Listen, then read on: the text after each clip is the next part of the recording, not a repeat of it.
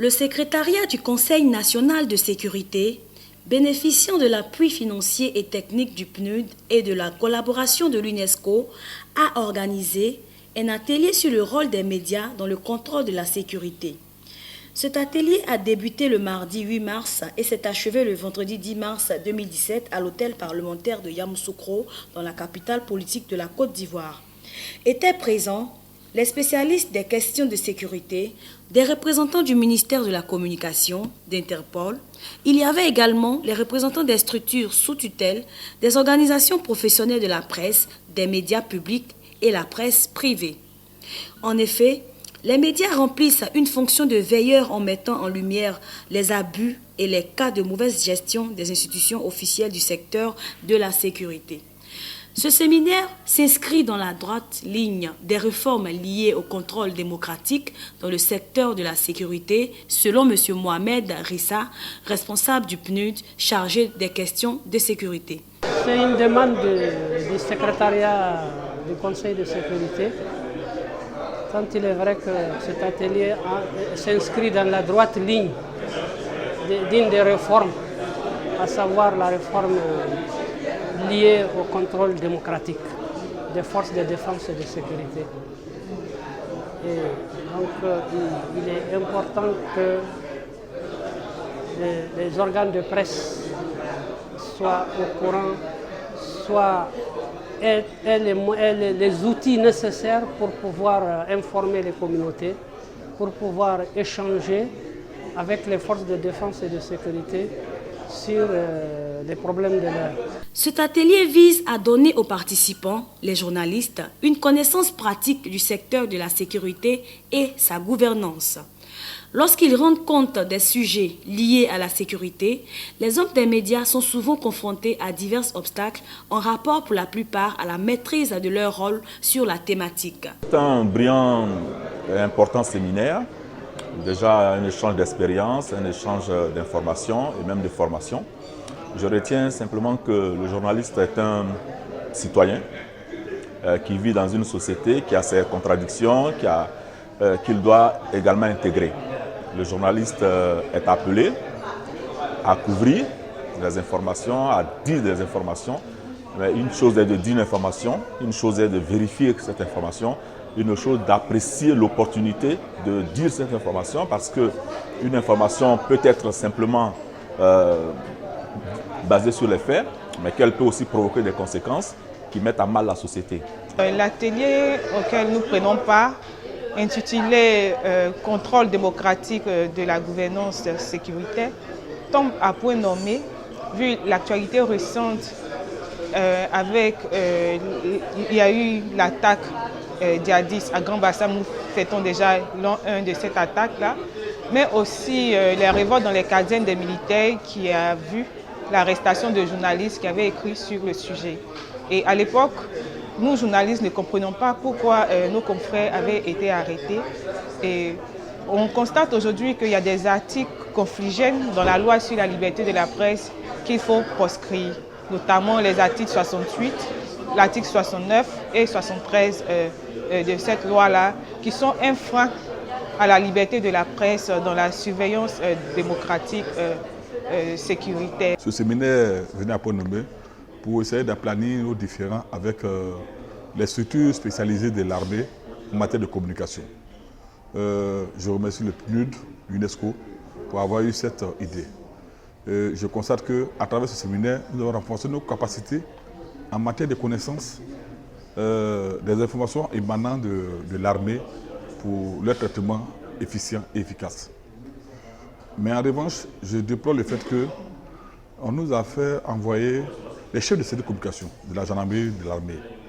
Mais malheureusement, ces chefs répondent de leur hiérarchie. Parce que lorsqu'on doit collecter des informations, qu'on les appelle, soit ils nous disent qu'ils ne sont pas informés, soit ils nous disent qu'ils n'ont pas eu l'autorisation de la hiérarchie.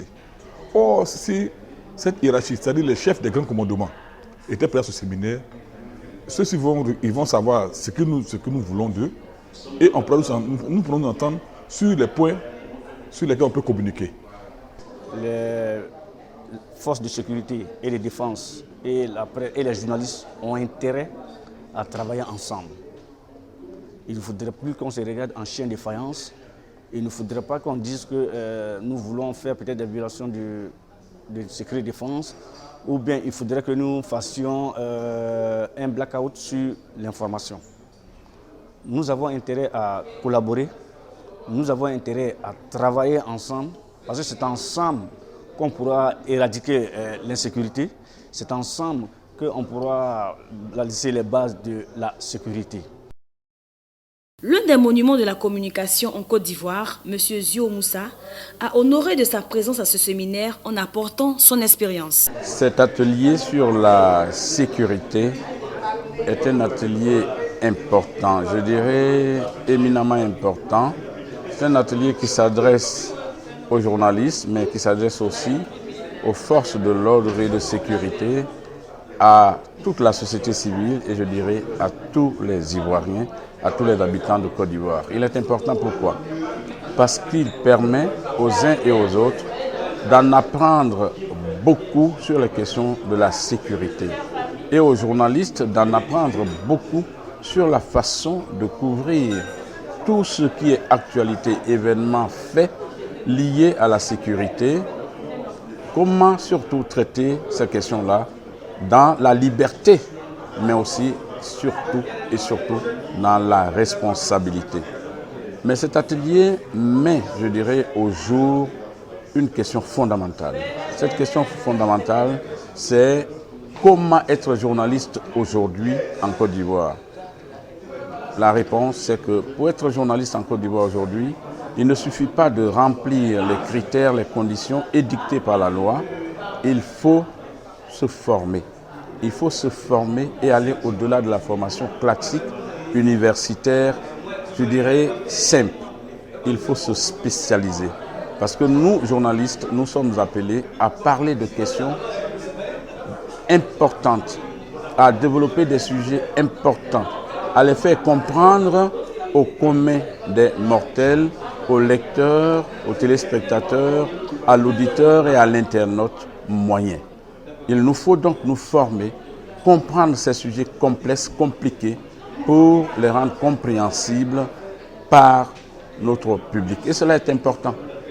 Parfois, on entend dire que les journalistes ivoiriens sont bien formés. Sur le plan universitaire, on peut répondre oui.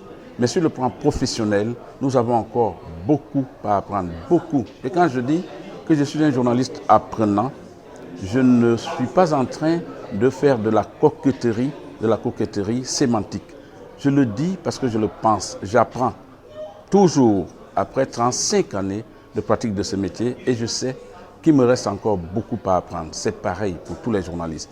Il faudrait que nous nous formions. Nous voyons bien que la question de la sécurité n'est pas une question simple. Et la couverture par les journalistes de la sécurité est aussi compliquée. Et elle en appelle de la part des journalistes à une formation approfondie, pas une formation superficielle qui ne brasse que l'écume des choses sans les approfondir. Voilà les enseignements que je tire de cet atelier qui arrive à point.